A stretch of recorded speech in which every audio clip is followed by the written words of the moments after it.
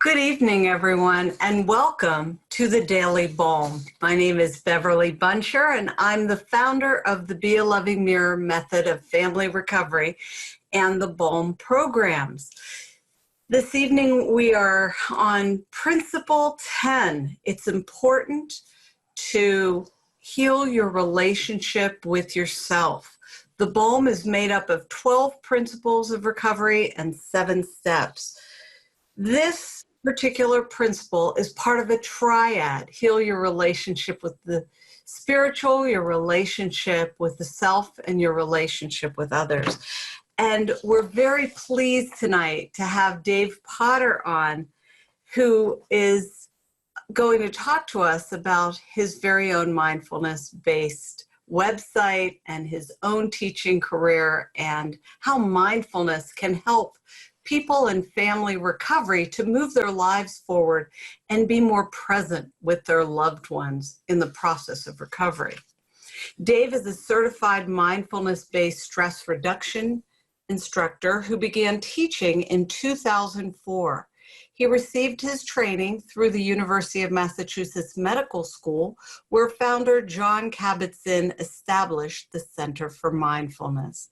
The Palouse Mindfulness course, which Dave has been offering for free on his website for the past 7 years, now has 2,800 graduates from 72 countries and is growing every day. Dave is a retired psychotherapist with specialties in anxiety, stress, and trauma.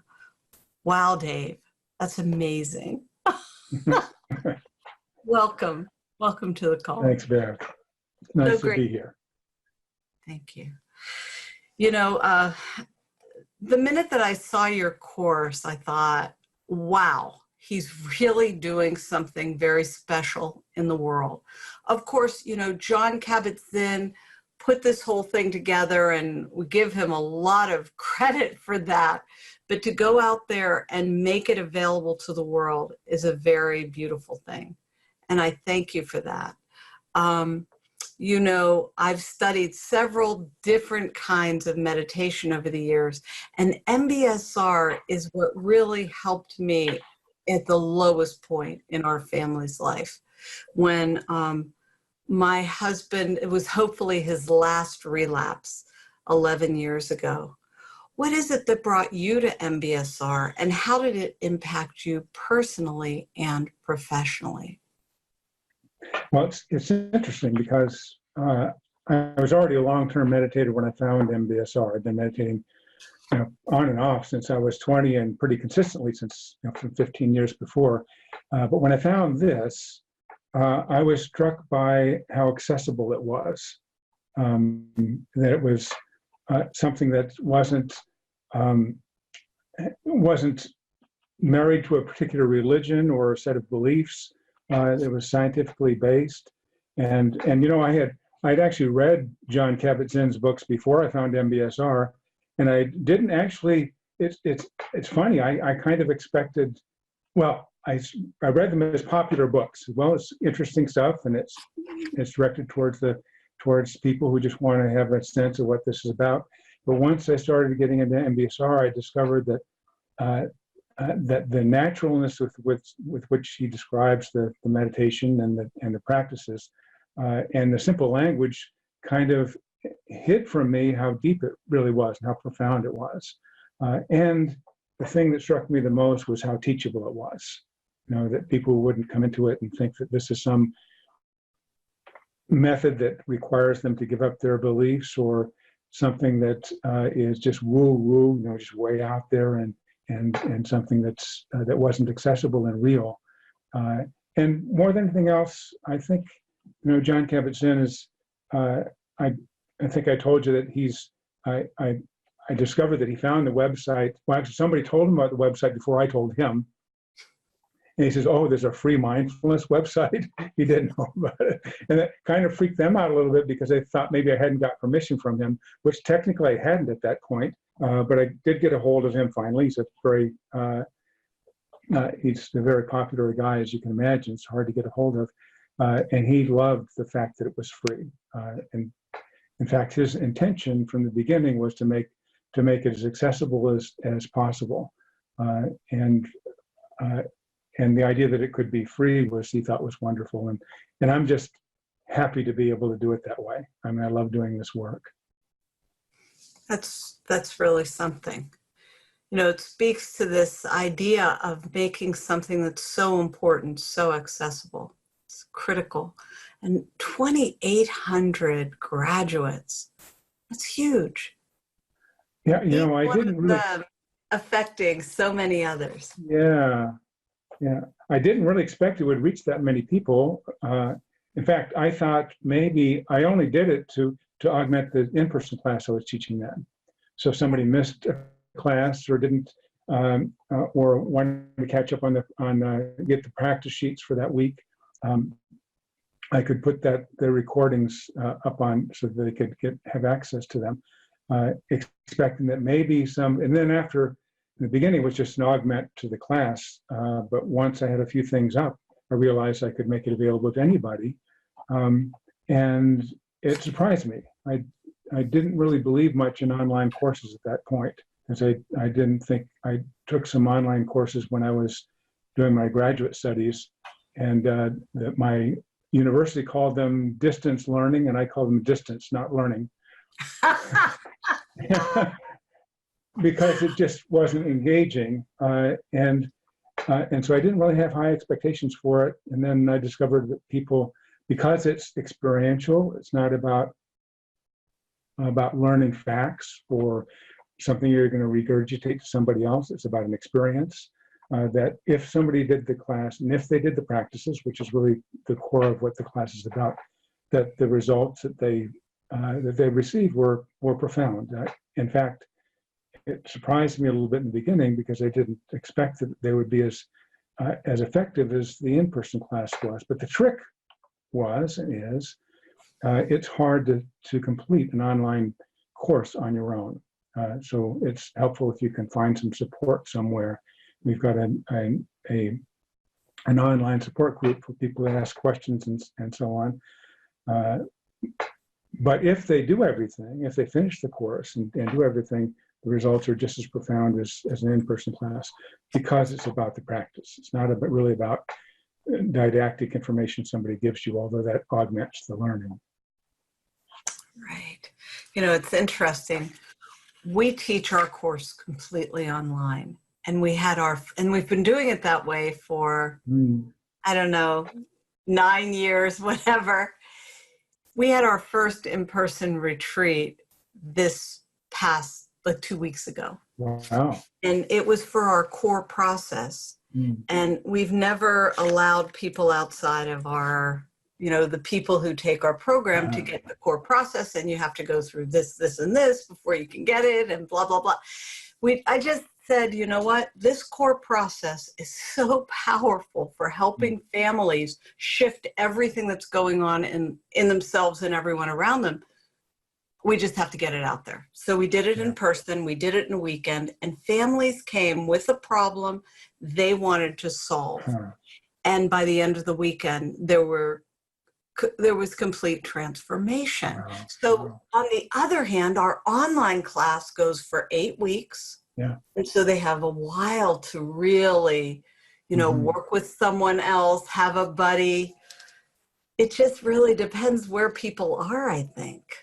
Yeah, I think that's it. I think when people find the course, the online course, and they actually complete it, they're ready for it. They're ready. There's a point in their lives where it makes sense for them to do something like this. And the motivation comes from within. It's not from an external structure of getting a degree or finishing a course. And in fact, I tell people when they do the course that it's an 8-week course. It's designed as 8 weeks, but they shouldn't think that they have to do it within 8 weeks. That if it takes longer for one of the weeks, that's great. But actually, sometimes I tell people that the longer they take to finish the course, the more they'll get out of it, because it has time to sink in. And because it's online, they have a chance to spend more time with a topic that they're interested in, or if they have a family vacation or something that keeps them from practicing for that week, rather than plowing ahead without the practice, they can wait and catch up when they get back. Right. That's beautiful. And how many people have come in and gone, like, as opposed to those 2,800 who have Yeah. completed? Do you have any records of that or no? Well, it's got to be at least 10 times that many. And the reason I can say that is, I think it's more. The reason I can say it's at least 10 times as many as when I started the online support group. Those people I know, these are people that have started the course, and I know I don't track them through the course. I just tell them where to find the online support group, and they find it, and they can ask questions there. And in some ways, it's actually better than an in-person class in this one way, in that if an in-person class, we meet once a week, you have a question on Tuesday, and the class meets on the next Monday, you're going to wait 6 days to get an answer. And the online group, they get an answer usually within an hour or two, and not usually by me. It's another student or a graduate of the course who answers. So I know how many people have started that, and there is something like there are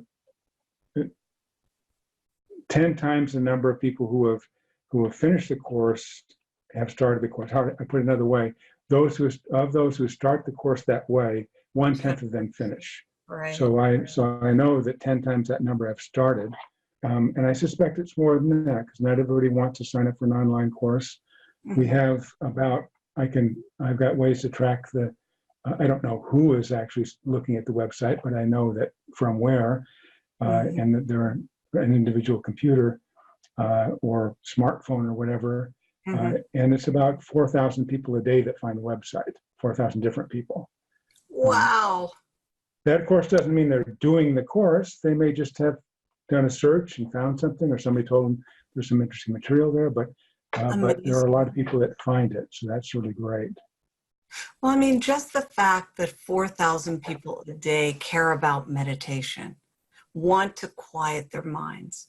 Yeah. It's pretty powerful. And not everybody, never expected everybody would do the whole course. Sometimes people have a particular interest, and there's a topic that interests them. Maybe they're interested in they've got chronic pain issues and they want to know something about that, but they're not ready to go through an 8-week course. They can go right to that section that deals with that. It's better if they do the whole course; it'll make more sense. But all the material is there, and I've tried to make it easily accessible. Sometimes in these online courses, you get lost. You start one module and you don't get to go to the next module till you finish all the steps, and then you go to the next module. You're kind of blind to what's coming next. And I tried to make it more open than that, so people could easily see what's coming next and go to where they want to go, and they don't have to obligate themselves to go through a whole course to see. Nice. Well, I think that for me, the most amazing thing about MBSR was after about 6 months, I'm making up that number, at a certain point after I started practicing. First of all, I was constantly crying. And at a certain point after starting it, I stopped crying all the time. I mean, it was just like I had achieved a sense of okayness. The other thing that happened was I noticed my thoughts. All of a sudden, I was watching my thoughts. They were no longer me. They were just thoughts walking across the stream of my mind. And that was an extremely important moment in my personal development as a wife of someone with a use disorder, because my thoughts were, as they say, I lived in a dangerous neighborhood up here. It was really bad. So once I saw that it was just a neighborhood and I was okay, it made a big difference. Right. What did you? Go ahead. Well, that's a wonderful insight, and and it's often that's how it happens. In that you noticed things happen. You noticed that your relationship with your thoughts were different. You noticed that you stopped crying. You didn't at that point. You hadn't said, "Well, I'm going to stop crying. This is not productive." So, or this is what I'll do to stop crying. It just happened. And my experience is when somebody does the course in a complete way, and they do all the practices, that the insights and the changes, they happen from the inside out rather than from the outside in. Yes. Not because not so much they've learned a new technique as it is, they've changed their relationship with themselves before they even know it. Because almost every letter I get, there's somewhere along the line, if there's been any change at all, they say, I didn't really realize this was happening. I didn't expect it, but this happened, and it must be because of the course. And a big part of that is the changing of relationship to thoughts. Because we don't have, like I said, your mind feels like a dangerous neighborhood for many of us. That is what it is, because the time we get engaged with our thoughts is self-criticism, and why am I not doing this right, or I'm not doing well enough, or all really. Or my loved one could die, and that thought of my loved one could die. Well, everybody could die, but people are in very dangerous situations with loved ones, and it's very easy to get completely obsessed with that. Yeah, and then they get then you or they or I get flooded with this, And so I was just reading something that Kristen Neff, who's done the major piece of work on self-compassion. Yes, we had one of her teachers on recently. Did you? That's great. Julie Potta. Oh, Julie is going to hear this and she's going to be upset with me. But she's wonderful. She's a mindful self-compassion teacher, and she's been on. And it's wonderful that there is such a thing, because that I really think that's at the heart of what mindfulness is, as I was taught it, of what mindfulness is about. So talk a little bit more about the self-compassion piece. It's something that's sometimes there's some mindfulness courses and some teachers, they don't really emphasize compassion very much, or self-compassion, which is a shame, because I really believe it's at the core of any true connection with what mindfulness is about. And it's from that this sometimes you hear about people who denigrate mindfulness a little bit and say this is just muck mindfulness, like McDonald's muck mindfulness. It's not real mindfulness. It's lost something that would have come from its origins. And what they're talking about is mindfulness when it's only about attention. Mindfulness when it's about paying concentrated attention on something. There's value to that. But if it is done without a component of self-compassion, it doesn't go very deep. In other words, you can have some really wonderful experiences and some states of absorption that you can reach by having that kind of concentration. But it doesn't affect your life very much, because you're not really having connected with it in a certain way. And I'm struck often when I see letters from students who've graduated, when they notice that that's something, a big part of what they got out of it. They're not as self-critical as they were before, that they're kinder to themselves, that's possible.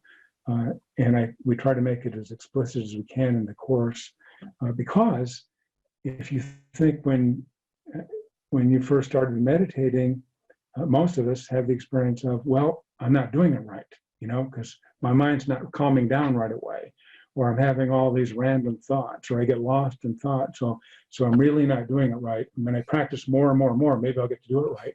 Right. But it's exactly that in MBSR that we try to bring attention to, is just how critical we are of ourselves when we think we're not doing something right. And the ironic thing about MBSR, about meditation, is the moment you think, I'm not doing this right because I'm supposed to be paying attention to breath or whatever it is, that's the moment, not the moment you should beat yourself up, but that's the moment you've woken up. You've been lost in reverie about something or other, or worrying about something, and then you remember, oh yeah, breath, come back to breath. Right. But instead of saying, oh yeah, breath, come back to breath, it's like, damn it, why did I get lost there? I got to get better at this. And some of my students used to think I was just being nice to them when I said thoughts are part of the meditation, and they literally are. You go off and do something, you're not thinking about random things. You're thinking about things that you're worried about, things that are important to you, things that are coming up for you. And what we do in meditation is we don't really zone in on those and try to solve those, but we create space for those to be worked out in their own way by not obsessing on them. So it's not lost. And that moment where you come back, the greatest description of that moment was, I heard Dan Harris. He did it was when Stephen Colbert was the Colbert Report, and he had Dan Harris, who wrote 10% Happier on, and he actually had Dan do a meditation with him on air while it was there, and of course Colbert, he noticed. He says, my mind was just everywhere, and Dan said, he says, so, you know, when you notice that your mind was off somewhere else, that moment, you're breaking a lifelong habit, which is following thoughts every which way they might go. And if you do that once, that's great. If you do that 100 times in meditation, even better, because it's 100 times breaking that habit. And how you treat yourself at that point is so important. If you can just find yourself, you're not going the direction you thought you wanted to go, so, oh, I'm not there, and coming back. And that's not just about meditation, that's life.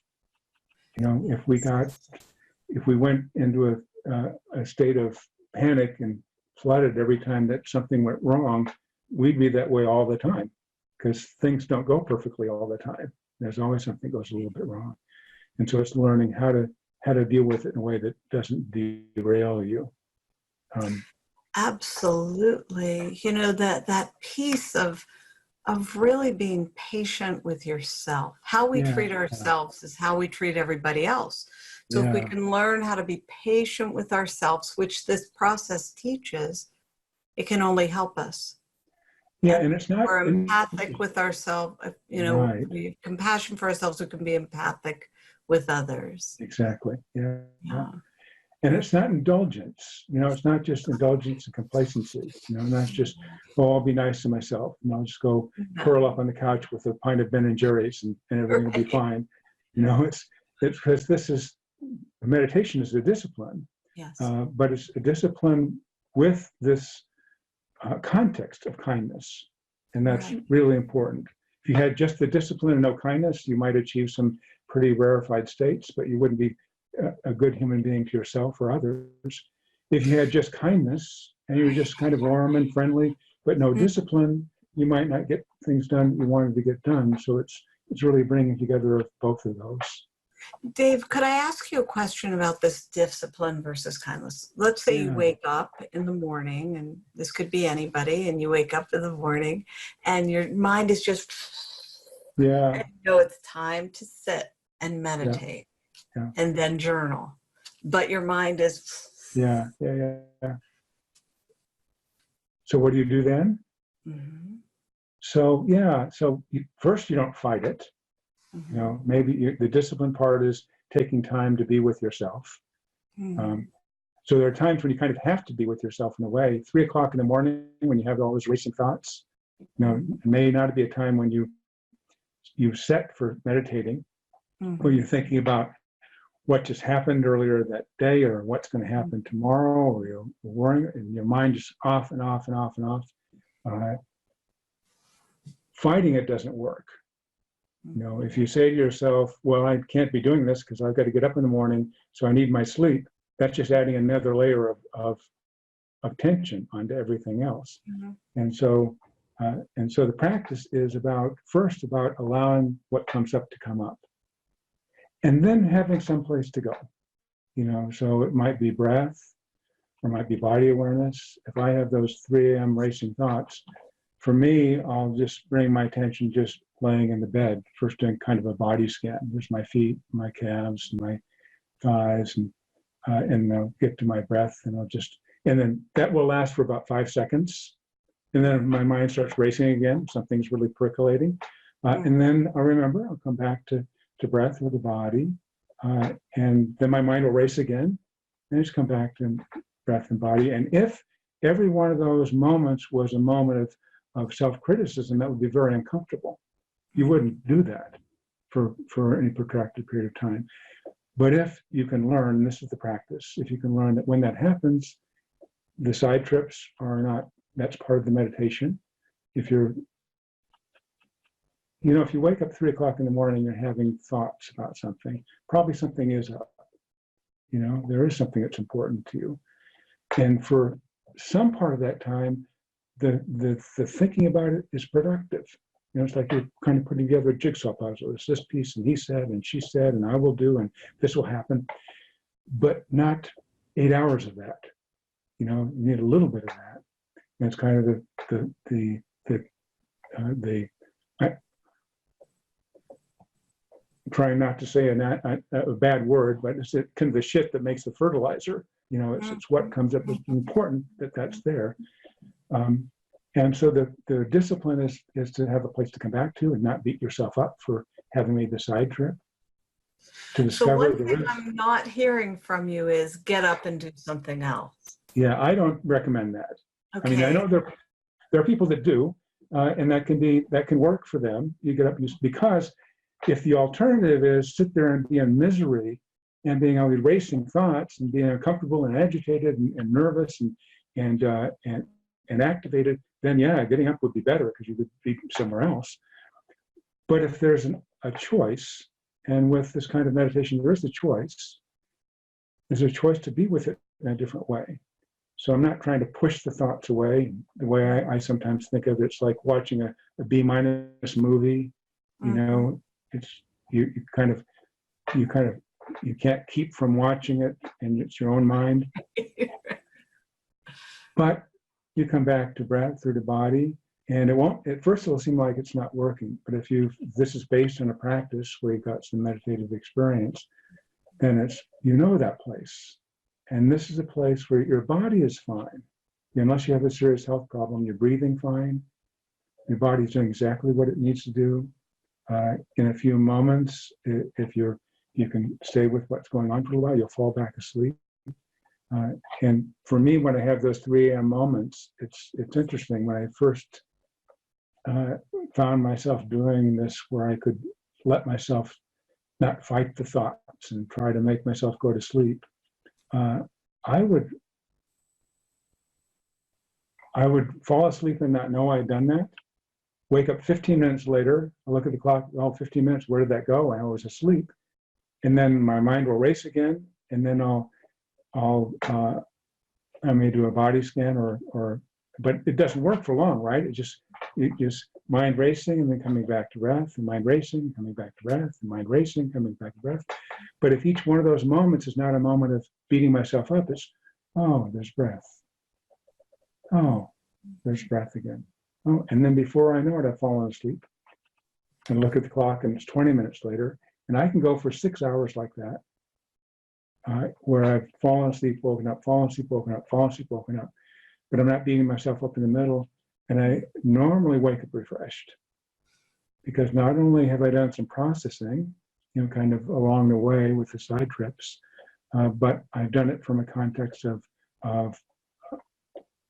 from a calmer place, one that isn't fighting the process, because I probably needed to work something out. Yes. Right. So that was a description of the 3 a.m. thoughts, but the same thing in meditation. So when you catch yourself, things are just going crazy in your mind, you just notice that it's happening. And like you said, the thoughts, you can have some of the same kinds of thoughts you had before, but your relationship with them is different now. They can be panic kinds of thoughts, but there's a part of you that recognizes that. Say, oh, I've been here before. That's a panic thought. It's a fear that something is going to happen, a warning for things to be different. And you don't analyze it, you just notice that that's happened, recognize it as a thought. And in a way, they say the Buddha used to say that thoughts were another sense, in the sense that you got touch and taste and hearing and sight, and you got thoughts. It's something that gets generated. It's a sense, and you don't have to attend to it every single thought. It's just there. Right. Right. And isn't it interesting? There are so many thoughts every day, and yet those who tend to think about negative things somehow find those negative thoughts. Yeah, right. That's our survival kicking in, and it's served us. It's made us. It's given us a place on planet Earth, because we've learned how to treat threat. And it's interesting. This is what I was just reading from Kristen Neff earlier. It's just yesterday I was reading this. It says when we have when we're threatened, if it's a physical thing, you do something, right? You either run away or you fight, or the other response, which can be equally productive, is you freeze. The safest thing may be just to not do anything. But when it's your own mind, you're both the attacker and the attackee. If it's self-criticism, you're attacking yourself and you're responding to it. So it's the worst of all possible worlds. So this mechanism, which was designed to work so well when we had a real physical threat, it protected us. We could get away from the threat, or we could subdue the threat, or we could go into a state where we wouldn't be attacked anymore by going into a free state. But within our minds, that's not, fight and flight is not a productive approach to take. The way we say it in the Balm is you are always a choice. Yeah. And that applies to what's going on inside and what's going on outside. How are you going? Are you going to react? Are you going to respond? Will you breathe first, or will you? And that's the key.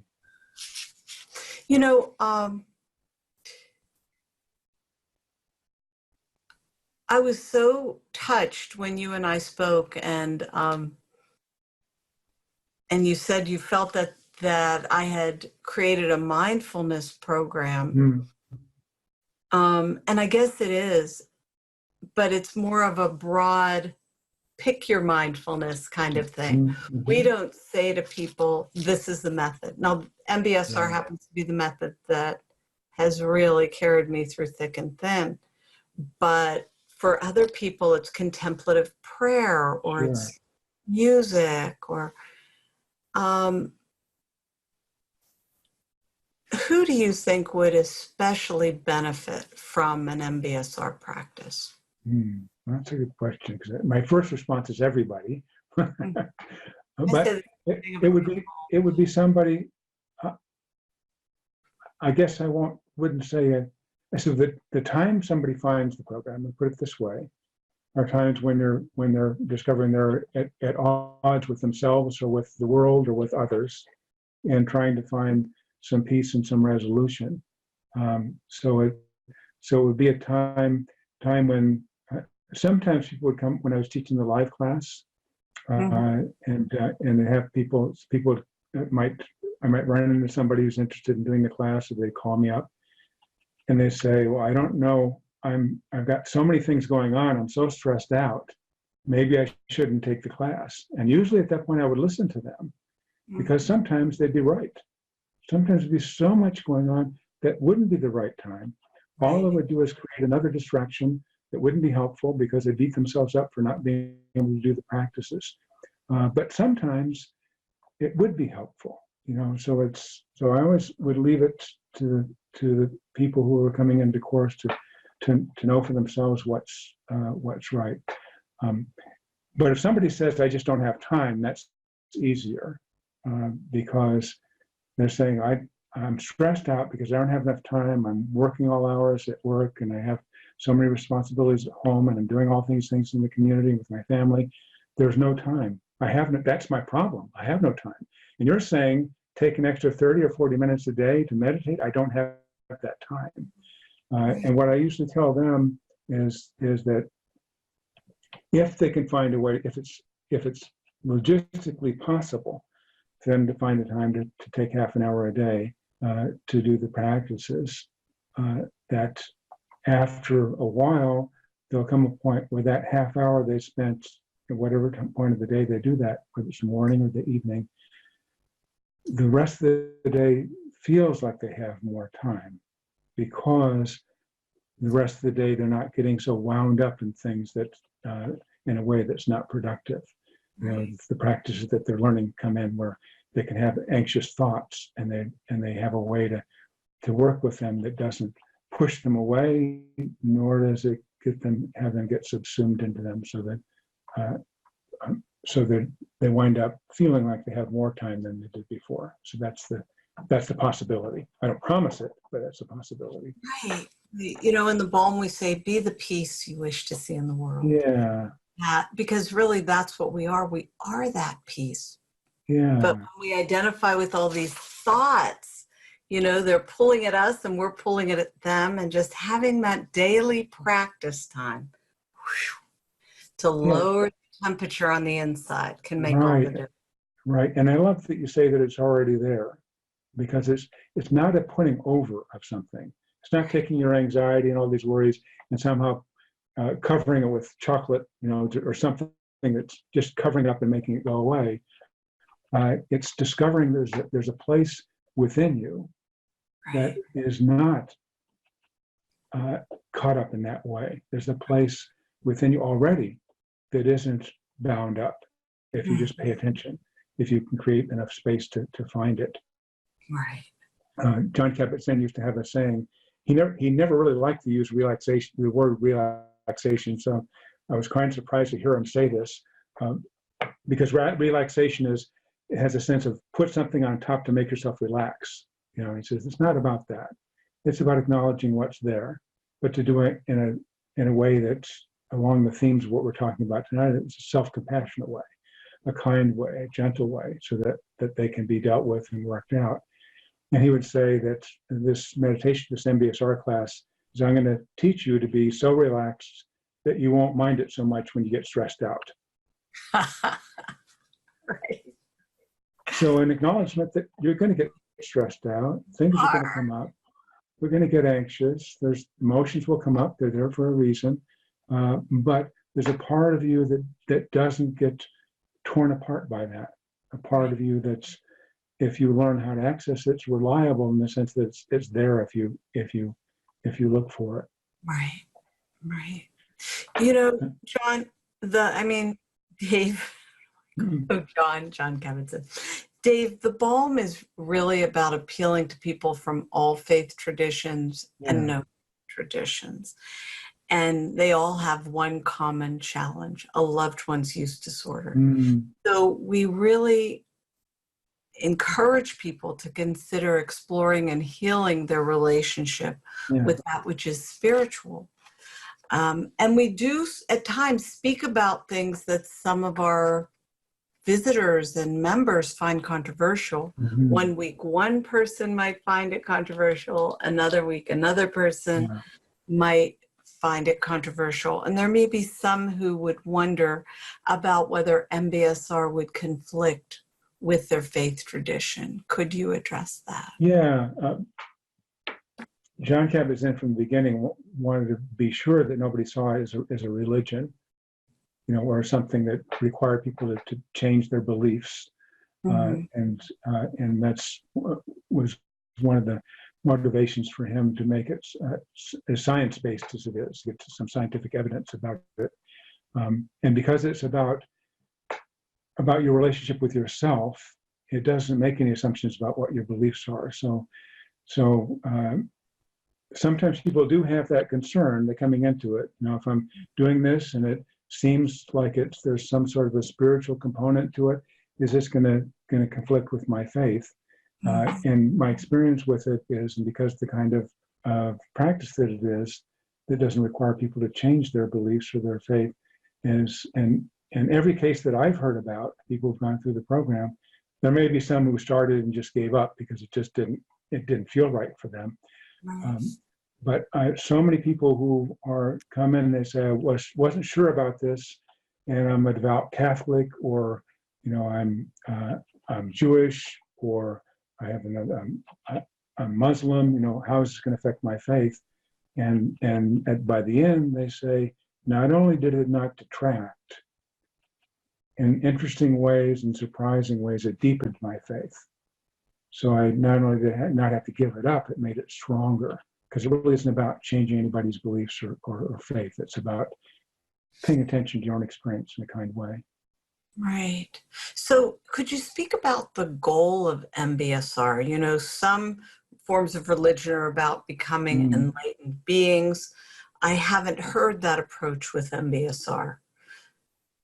Well, first off, I know there are some people that believe that there are enlightened beings who get enlightened and stay there, forever. I personally don't believe that. I think if we're in a human body, there's going to be things that come up, and we won't always act in enlightened ways.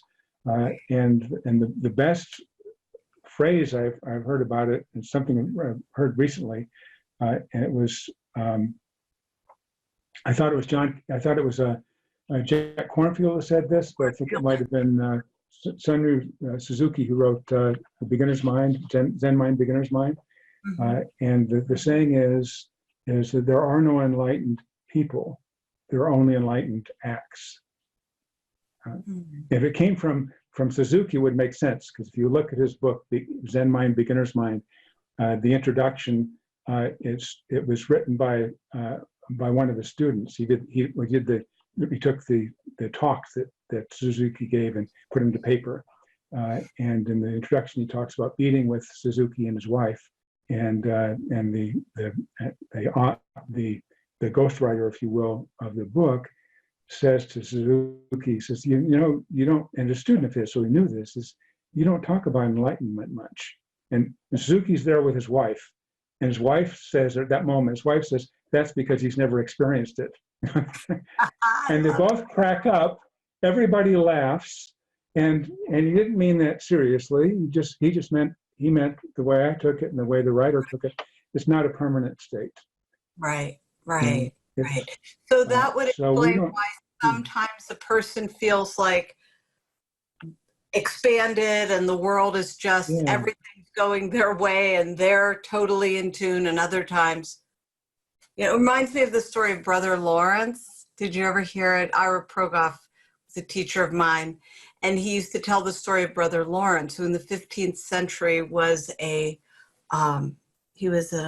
monk, and he lived deep in the forest.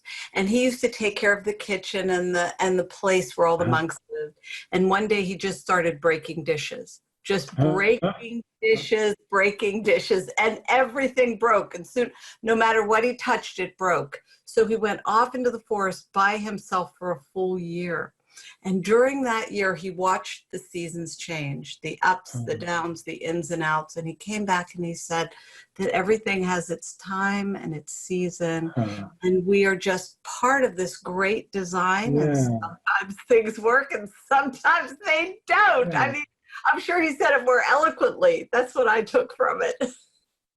Sometimes we're sometimes we're not. Right. What do you think? And we can, I like that story, and I think it's and while it's true that I don't really think as long as we're in a human body we'll get to a point where we're just in a state of permanent enlightenment. There are things we can do to increase the odds that we have what are called more enlightened acts, where we treat ourselves with compassion, others with compassion, and meditation. This kind of meditation helps that to happen.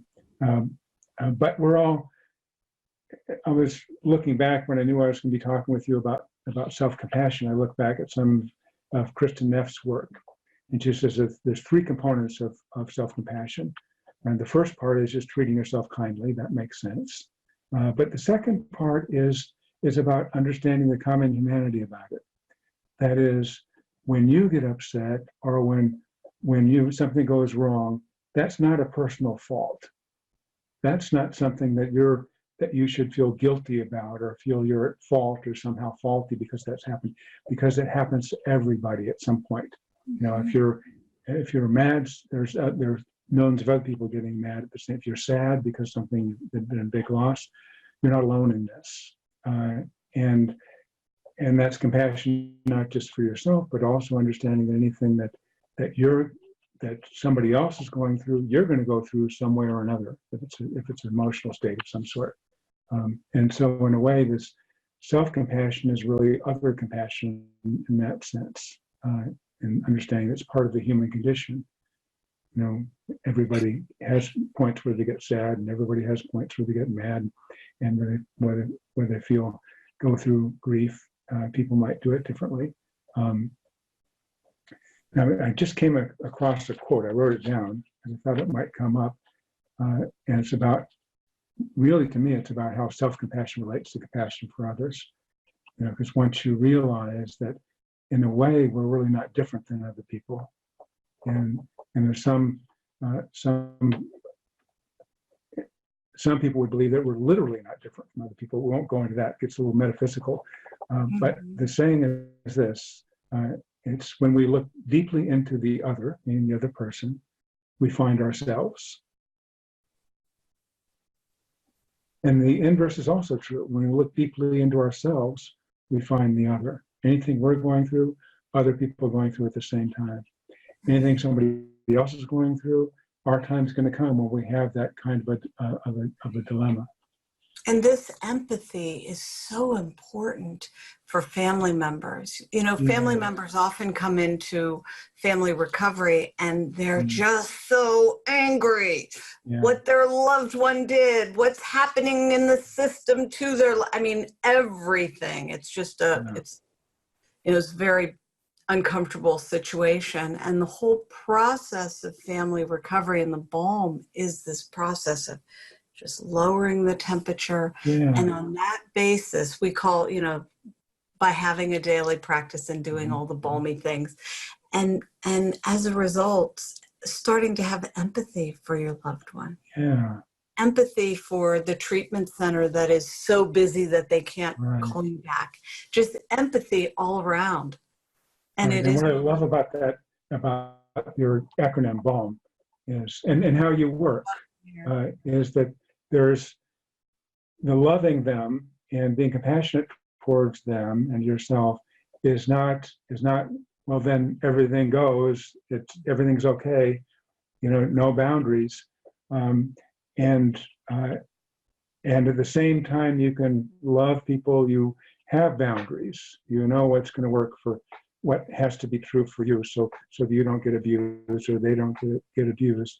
And the wonderful thing about how you do it, and I think I described you, my first boss when I was doing it, and my first work after getting my degree, I was working in a substance abuse clinic. And my boss, Kathy Weeks, she had this way, she had this wide open heart, and yet she could hold boundaries in a way that you knew that there were limits to things, but it wasn't in a harsh way. And the genius of how she worked and how I see in your work, which I was so taken by, I think I told you I was going to sit down for 15 minutes with your book this weekend. I spent all night reading it, in part because I saw this so clearly throughout. It was being able to be totally loving and at the same time hold boundaries, and to do that in a way that didn't take away from either one. If you do one to the exclusion of the other, you're just loving and give in and whatever they want is okay. That's not helpful. And if you hold boundaries and you're not going to do this again, but there's no compassion in it, that's not helpful. And putting them together the way you have and the way Kathy did in my training with her, it makes both of them more powerful.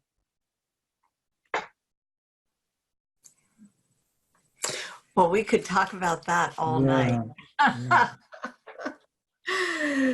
For us, boundaries are something that are the last resort because we do all of these other things to lower the temperature, to build relationship, to share the facts as we see them in a loving way without boundaries.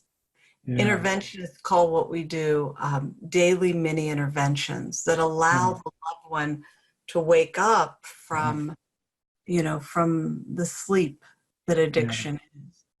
And, but that's a whole nother conversation. Thank you for what you said about the balm. I think there's just so much resonance.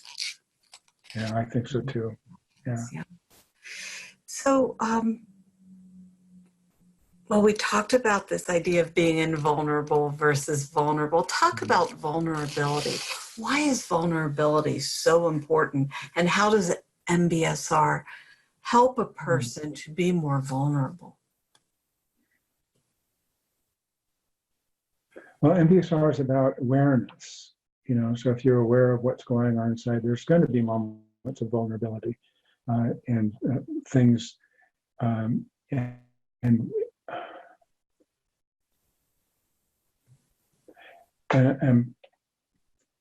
I'm getting the vulnerability isn't a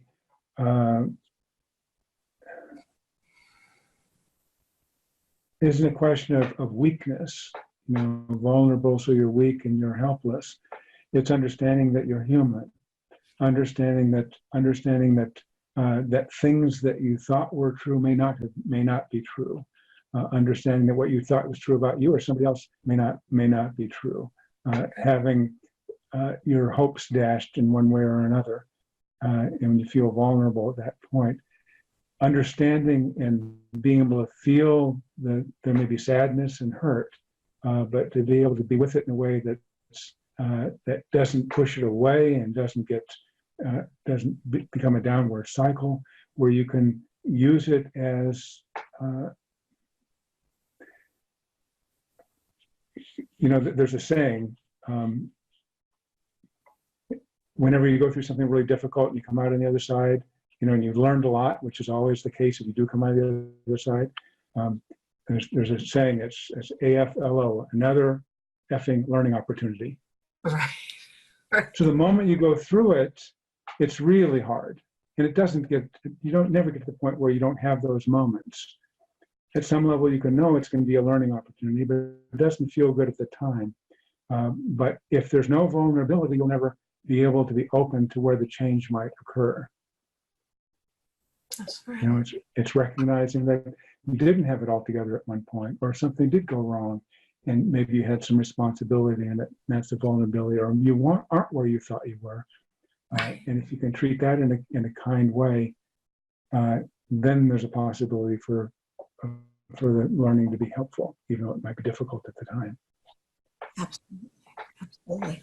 Well, wow, this hour went so fast. I'd love to open it up to questions, to comments. I know you have some raging fans on this call who might like to say something or just connect with you because they know you as an online teacher. And I just want to let people know what I'm going to do is I'm going to open up my participant list so that I can see if someone's raising their hand, and everybody should have on their dashboard the ability to raise their hand. And if you'd like to share, all you have to do is take off your mic and raise your hand. If you can't raise your hand, take off your mic and say hi. Who would like to start? Questions, comments, thoughts? We'd love to hear from you. Wade, welcome. Yeah. Hi, Dave. Hi. I just wanted to take a minute and thank you for all the work you do and the difference that it has made in my life and in regards to the people that I deal with day in, day out. So keep doing it, and you've really inspired me to take what you're doing and try to bring it into children's lives, and that's really where my mission lies. So I just wanted to take the time to at least look you in the eye and tell you thank you for that. Thanks, Wade. It's great to connect with you this way. Yeah, it is. It's amazing. I see. Yeah. I mean, I get correspondences by email, and I can only imagine I don't often get the opportunity to get to meet somebody face to face, so it's wonderful. Yeah, no, just in Wisconsin. So this time of year it'll start getting cold. Yeah, here too in Idaho. We don't get quite as cold as you do, but we get our winters. Yeah. Well, thanks again, Beverly, too, for putting this on. So I'll bow out for now. My privilege. It's wonderful to hear, Wade, what this has done for you and your appreciation of Dave. Thank you. Thank you for sharing. All right. My pleasure. And who else would like to share? And you can share your experiences with MBSR, your experiences with BALM, anything that has helped you to become the person you are today, or any questions you have that could help you to grow in your family recovery, in your individual life.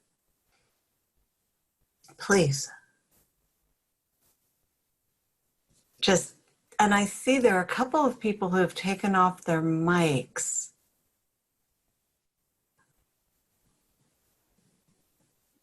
Anybody want it? I see Beth Stack. Did you want to share? A lot of people here today.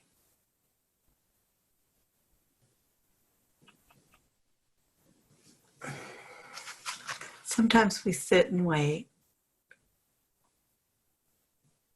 Anybody in Balm have a meditation? You know, maybe your daily practice, you have a question about it. Think of it. This is, we have an expert in meditation here. If you'd like to ask a question, this is a great time. And while people are thinking about their questions, Dave, you used to work in the addiction field. Mm-hmm. What would you say, about MBSR in terms of helping a family member help their loved one? What is it that you've found over the years to be most helpful about practice for families?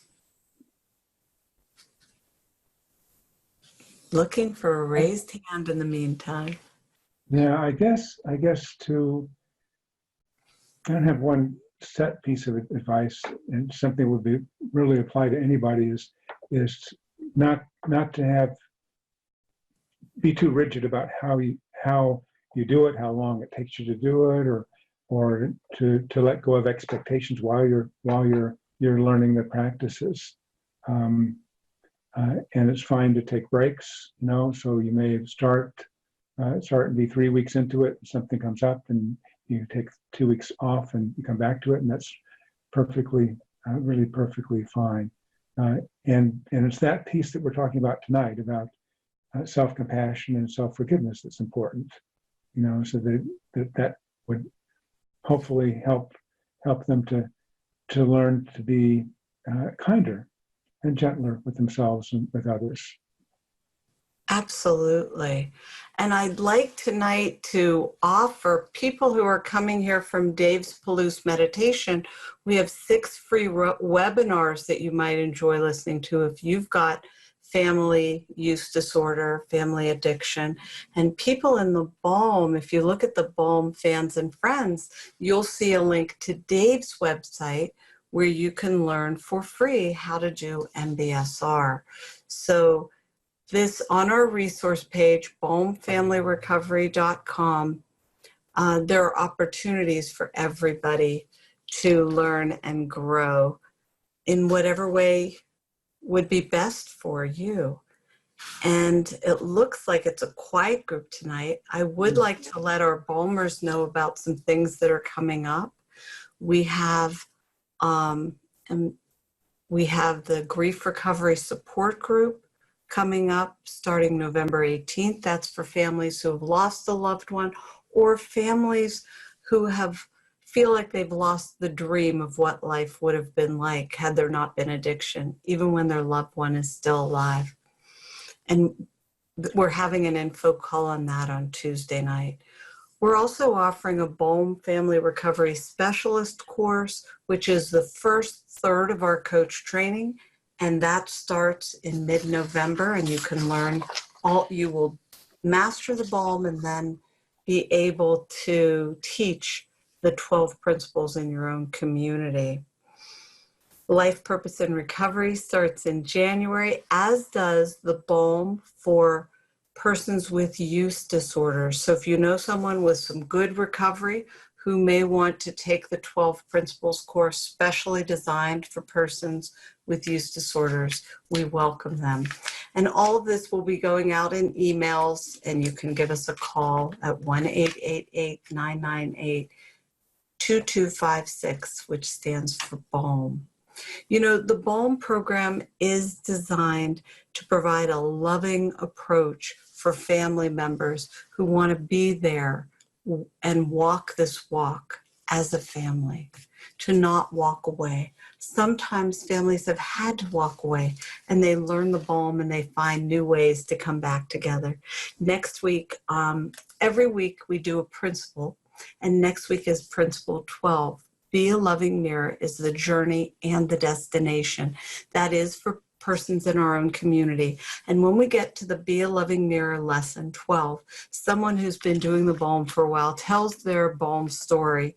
And next week we have Lori Bolin, who's one of our balm coaches, who will be coming on to talk about how the way she sees it is the balm gave her daughter back. And we're so grateful to Lori for being willing to share her story and be vulnerable and help the families in her community.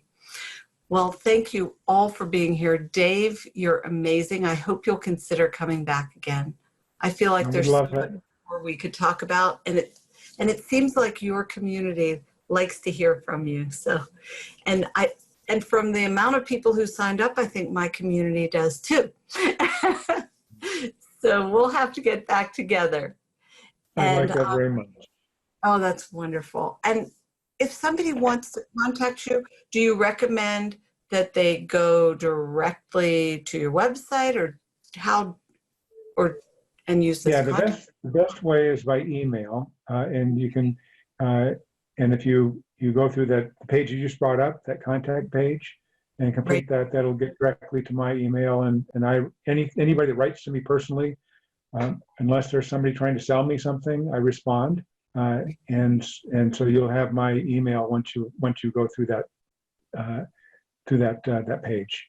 And again, you can find that on our website, balmfamilyrecovery.com, or you can go directly to PalouseMindfulness.com. PalouseMindfulness, yeah.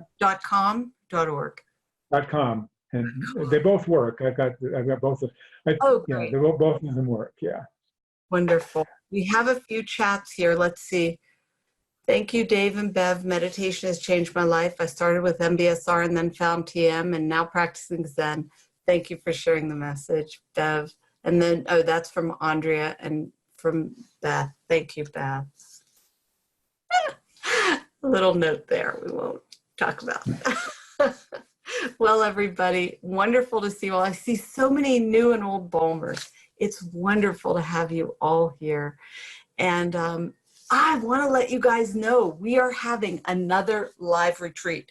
The one we had 2 weeks ago was so amazing. People brought something they wanted to work through the steps on, and it was just moving. That's all I can say. We're going to be having it the last week of February, again in Magnolia, Texas. We're doing it a couple of times here before we move out into the country.